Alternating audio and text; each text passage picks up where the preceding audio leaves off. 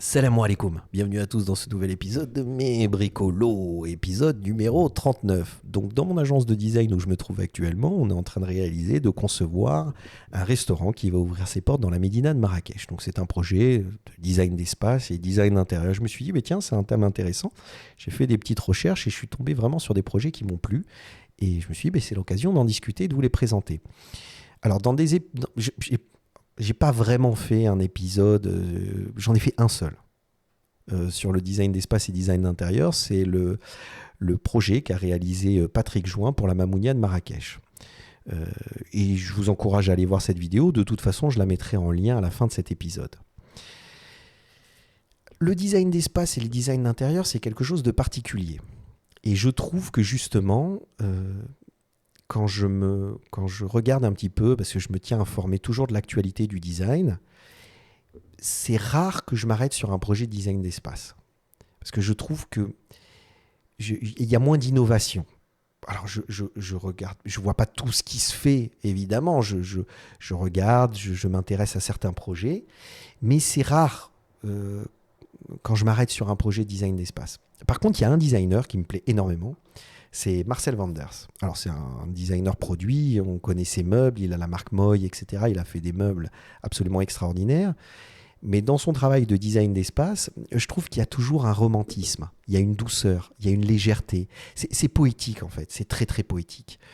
Il a réalisé beaucoup de projets de design d'espace et à chaque fois, il raconte une histoire. Il a une interprétation très personnelle. Si par exemple, je vous montre cet espace-là, alors là, on est sur l'image 3D, c'est de l'image de synthèse. Peut-être que le projet est en cours. J'espère voir les photos très bientôt de cet espace-là. Mais si vous regardez, c'est toujours très poétique, très coloré, très doux. On est vraiment dans un conte. Par contre, ce qu'on regarde quand on tombe sur une image comme celle-là, en tout cas moi, c'est que certes, j'admire le côté poétique et créatif de Marcel Wanders, mais la réalisation d'un projet comme celui-là, la fabrication d'un projet comme celui-là, je peux vous garantir que ça coûte une petite fortune. Donc ça fonctionne bien, mais sur le plan de la fabrication et de la réalisation, c'est une autre paire de manches. Donc en fait, en faisant mes petites recherches, je suis tombé sur des projets que je trouve très intéressants, poétiques et qui racontent une histoire, un peu comme le projet qu'on regarde en ce moment sur le site de Marcel Wanders, mais qui coûtent beaucoup moins cher. En fait, simplement pour vous expliquer qu'on n'est pas obligé forcément de faire des projets qui vont être difficiles à fabriquer pour être créatif, innovant et raconter une histoire. Donc je suis tombé dans, bien évidemment, le site internet, là je fais un petit aparté, mais c'est très intéressant, The Cool Hunter. C'est un site qui est très intéressant. Je vous conseille de l'enregistrer, de le mettre de côté et d'aller le consulter de temps en temps parce qu'il présente de beaux projets. Et je suis tombé sur ce projet, donc ça c'est le 14 mai 2021 que l'article a été écrit, et il s'appelle Ju Café. C'est un projet qui a été réalisé en Chine, enfin qui existe et qui se trouve en Chine. Et vous allez voir que tous les projets que je vais vous présenter par la suite sont des projets qui ont été faits en Chine ou en tout cas en Asie. Et si vous regardez ce projet-là, et vous le regardez dans le détail, il y a une poésie, il y a une courbe, il y a une esthétique qui me plaît énormément. Alors, le créateur a pris le parti pris d'utiliser de la LED RVB. Ça, je ne suis pas d'accord. Chaque fois que sur des projets, moi j'ai des variations chromatiques comme cela, ça m'éclate les rétines. J'aime pas ça. D'accord, j'aime pas ça. Par contre, si on s'arrête sur l'esthétique de l'espace, le mobilier, les petites tables, etc., c'est vraiment très graphique. C'est très élégant. Bon, bien évidemment, on peut se poser la question de l'ergonomie, mais c'est pour boire un café. Donc, dans la mesure où on boit un café, généralement, c'est pas pour y passer la journée. Vous voyez ce que je veux dire? Donc, je pense que le parti pris esthétique qui a été fait est très intéressant au regard du service qui est proposé. Et si on reste sur une lumière blanc chaud, naturelle, ça révèle justement la matière et je trouve ça intéressant. D'accord? Donc là, si on regarde, non, oubliez ce gif là avec ces RVB dégueulasses, mais si on regarde un petit peu l'ambiance générale, Je trouve que c'est poétique, c'est doux, et ça raconte une belle histoire. Il y a une couleur, c'est un travail de matière où tout le mobilier a été fait en dur. Donc je peux vous garantir que c'est pas très cher à réaliser. C'est pas très cher à fabriquer et c'est pas très cher à réaliser. D'accord ? Et c'est vraiment intéressant parce que ça apporte quelque chose de nouveau. Alors ce qui est d'autant plus intéressant, et là il a fallu que j'aille sur le site du créateur de l'agence de design qui a proposé cet espace-là, qui a réalisé cet espace-là, c'est qu'en fait il est dans un quartier qui est pas très beau.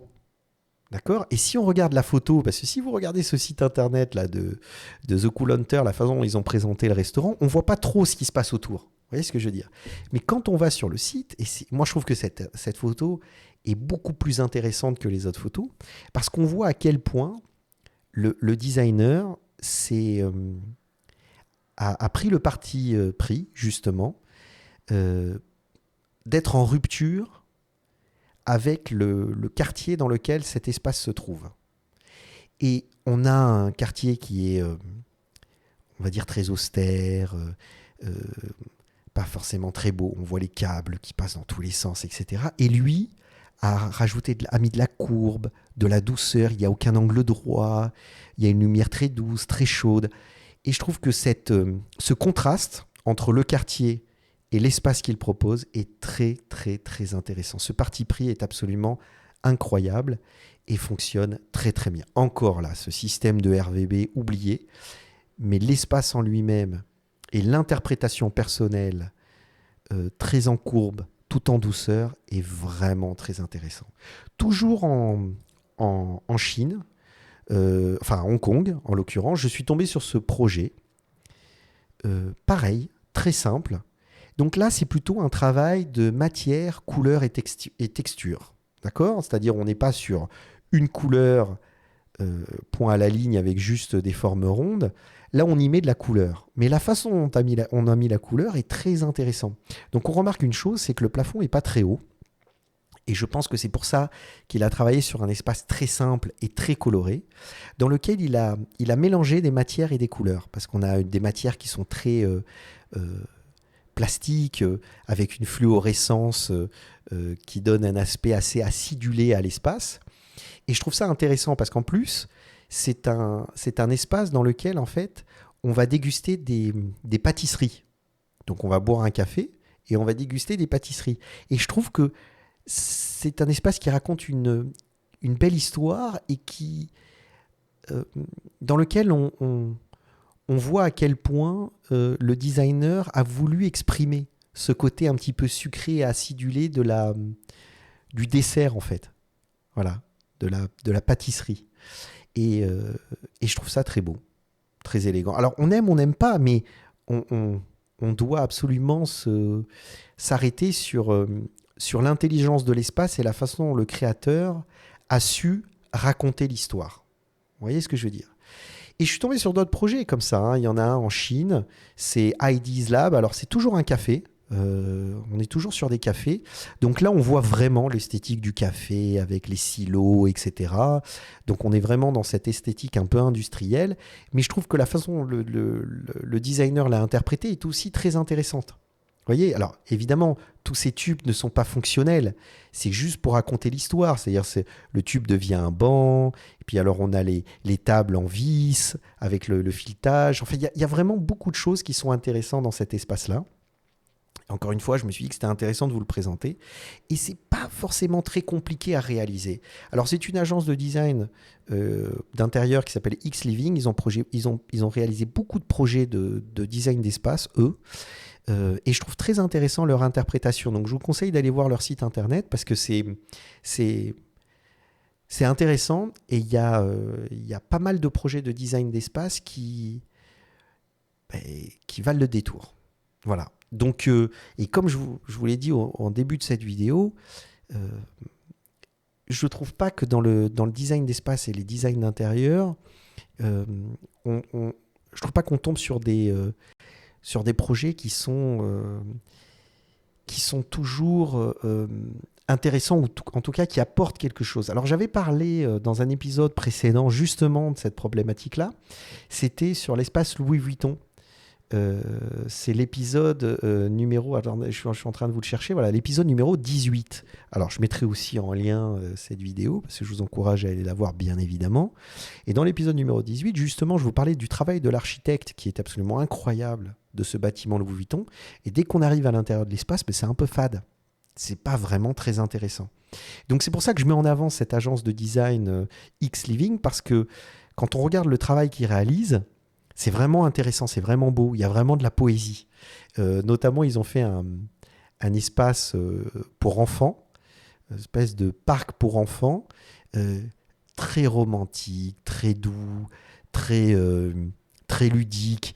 Et je trouve que en tant qu'adulte, quand on amène son enfant dans un parc pour qu'il puisse s'amuser, pour qu'il puisse passer une après-midi, c'est souvent fait pour les enfants. Et en tant qu'adulte, on s'assoit sur des chaises qui sont pas agréables, on attend, c'est très bruyant, etc., etc. Et là, je trouve qu'ils se sont autant intéressés au plaisir de l'enfant qu'au plaisir du parent qui accompagne son enfant. Et c'est un très très beau travail qui est très bien réalisé et qui donne autant envie à l'enfant d'y aller qu'à l'adulte. Et c'est pour ça que je trouve que ce projet est extrêmement intéressant. Et donc, je vous encourage à aller voir ce projet-là et donc cette agence de design. Donc voilà, je voulais faire un petit tour des différents projets que j'ai trouvés sur ce thème-là, sur le thème du design d'espace et design d'intérieur. Et donc, vous montrer à quel point, sans forcément dépenser beaucoup d'argent, en faisant un travail... de lignes et en cherchant à essayer de raconter une histoire, en cherchant à avoir la volonté de proposer quelque chose qui se différencie, mais pas sur le plan uniquement esthétique, mais aussi sur le plan de la sensibilité que vous voulez apporter, que vous voulez présenter. Et ça, je trouve ça très intéressant. C'est-à-dire, dès lors qu'un créateur essaie de raconter une histoire, tout d'un coup, on a quelque chose qui est différent. Quand c'est des prouesses techniques, des prouesses esthétiques, etc., ça m'intéresse moins parce que c'est moins sensible pour moi. Et c'est pour ça que ces quelques projets que je vous ai présentés sont des projets qui me plaisent énormément. Et c'est ce que j'essaye de vous présenter dans cette vidéo et dans cet épisode de Mes Bricolos. C'est que justement... ce qui est intéressant dans un projet de design d'espace et de design d'environnement, c'est quand vous cherchez à raconter une histoire. Voilà, tout simplement. Et quelle histoire vous voulez raconter. Et après, qu'on aime ou on n'aime pas le résultat, à partir du moment où vous cherchez à raconter une histoire, ça éveille chez le consommateur, en tout cas chez le client qui va venir visiter votre espace, quelque chose de particulier. Et c'est ça qui est intéressant pour moi. Donc voilà, je voulais vous présenter ces différents projets design d'espace. C'est un épisode qui a été compliqué à mettre en place parce que je me suis repris à plusieurs reprises, plusieurs fois avant d'arriver à faire cette vidéo. Mais c'était intéressant pour moi de vous présenter tout ça. Donc vous, qu'est-ce que vous en pensez de ces projets-là que je vous ai présentés? Comment vous les trouvez? Est-ce que vous avez des projets de design d'espace, design d'intérieur sur lesquels vous êtes tombé ou que vous avez réalisé, que vous avez envie de partager? Mettez des commentaires à cet épisode, enfin complété. C'est encore une fois, quand je parle de réaliser des épisodes de Mes Bricolos, c'est toujours dans le but d'en discuter avec vous. Et puis merci aux derniers abonnés et à ceux qui sont abonnés depuis le début, parce que vous êtes de plus en plus nombreux et ça me fait vraiment plaisir. Donc je vous encourage à partager cette vidéo, à la liker et puis à vous abonner à cette vidéo. Voilà, merci à tous et à très bientôt pour un nouvel épisode de Mes Bricolos. La main.